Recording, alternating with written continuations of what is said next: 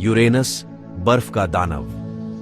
यह ठंडा नीला भूरा संगमरमर सौर मंडल के सुदूर इलाकों में एक उजाड़ अपशिष्ट की तरह लगता है, लेकिन वास्तव में इस ग्रह के बारे में कुछ दिलचस्प तथ्य हैं जो इसे हमारे द्वारा पहले देखी गई किसी भी चीज से अलग बनाते हैं।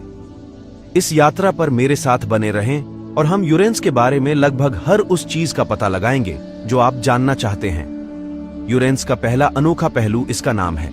यूरेनस को छोड़कर सभी ग्रहों के नाम रोमन देवताओं के नाम पर रखे गए हैं। इसका नाम आकाश के यूनानी देवता ओरानोस के नाम पर रखा गया है। यूरेनस अपने घूमने और परिक्रमा करने के तरीके में भी बहुत खास है। यह सूर्य से 7वां ग्रह है, अंतिम ग्रह से दूसरा। यह सूर्य से औसतन लगभग 19.2 अरब किलोमीटर की दूरी पर परिक्रमा करता है, जिसका अर्थ है कि यह हमारी पृथ्वी की तुलना में सूर्य से 19 गुना अधिक दूर है। सूर्य से इतनी दूर होने का मतलब है कि जमा देने वाली ठंड है, जो लगभग -220 डिग्री सेल्सियस ठंडा, जो इसे सौर मंडल का सबसे ठंडा ग्रह बनाता है। इसका वर्ष 84 पृथ्वी वर्ष तक रहता है। जब इसे पहली बार देखा गया तो खगोलविदों ने इसकी कक्षा की भविष्यवाणी करने का प्रयास किया। हालांकि कुछ समय बाद उन्हें एहसास हुआ कि यह उनकी भविष्यवाणियों के अनुरूप नहीं है और निष्कर्ष निकाला कि इसका कारण यह था कि कोई अन्य ग्रह था जिसका उस पर गुरुत्वाकर्षण प्रभाव था। उन्होंने गणितीय रूप से भविष्यवाणी की कि यह ग्रह कहां होना चाहिए और परिणाम स्वरूप नेपच्यून की खोज की गई। गणितीय रूप से हमारे सौर मंडल में कुछ दूर स्थित वस्तुएं वहां नहीं हैं जहां उन्हें होना चाहिए, और सिद्धांत बताता है कि ऐसा किसी अन्य ग्रह के कारण है जिसका उन पर गुरुत्वाकर्षण प्रभाव है।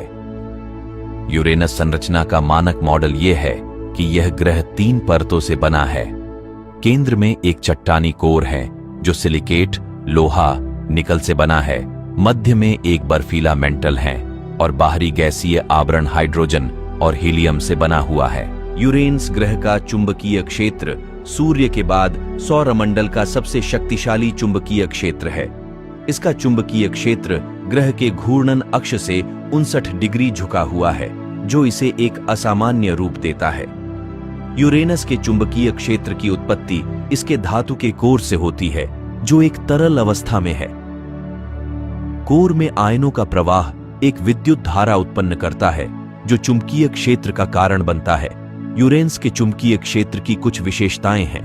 इसका चुंबकीय क्षेत्र पृथ्वी के चुंबकीय क्षेत्र से 27 गुना अधिक शक्तिशाली है। यूरेनस का चुंबकीय क्षेत्र ग्रह के वायुमंडल को प्रभावित करता है।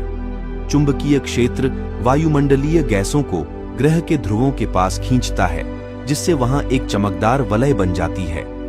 यूरेनस के चुंबकीय क्षेत्र का अध्ययन वैज्ञानिकों के लिए एक दिलचस्प चुनौती है। ग्रह की दूरी और अजीब घूर्णन अक्ष इसकी जांच को कठिन बनाते हैं।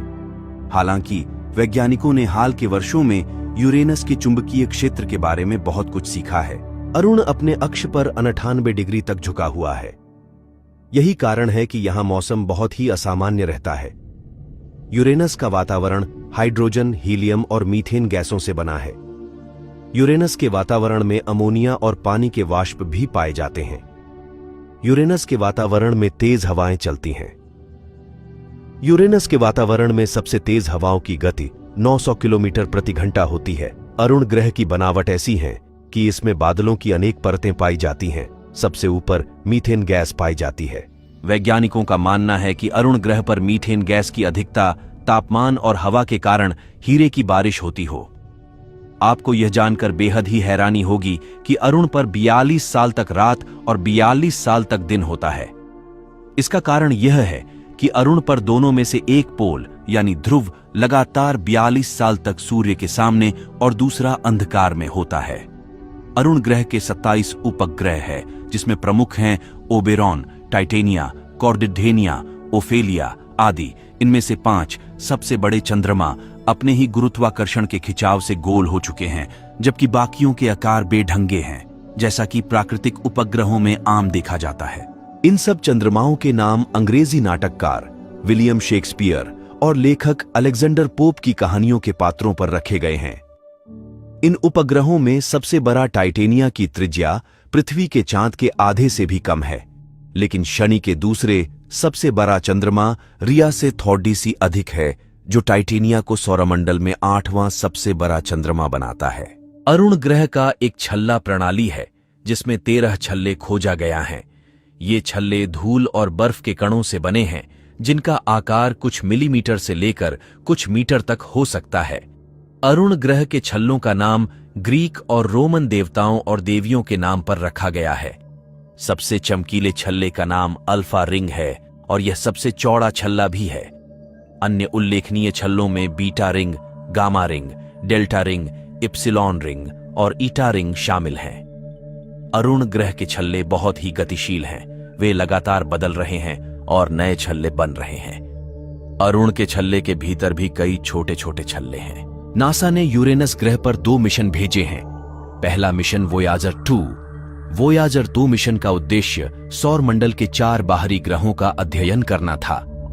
मिशन ने बृहस्पति, शनि, यूरेनस और नेपच्यून का अध्ययन किया। वोयाजर 2 ने यूरेनस के पास से गुजरने के दौरान ग्रह की कई तस्वीरें लीं। इन तस्वीरों से पता चला कि यूरेनस का वायुमंडल बहुत ही ठंडा और घना है।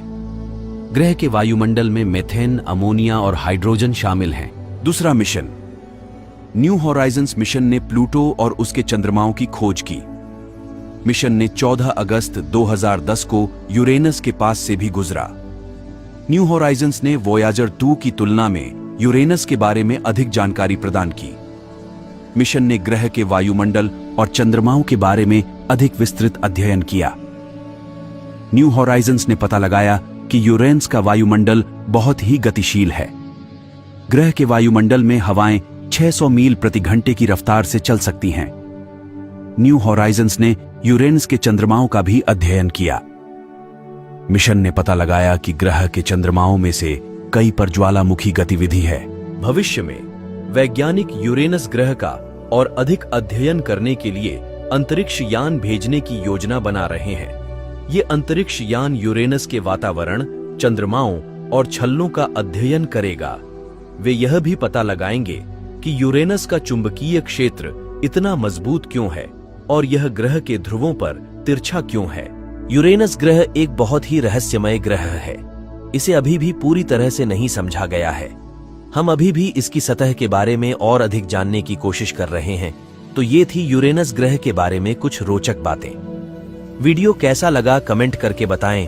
वीडियो पसंद आया तो लाइक और सब्सक्राइब करें। धन्यवाद।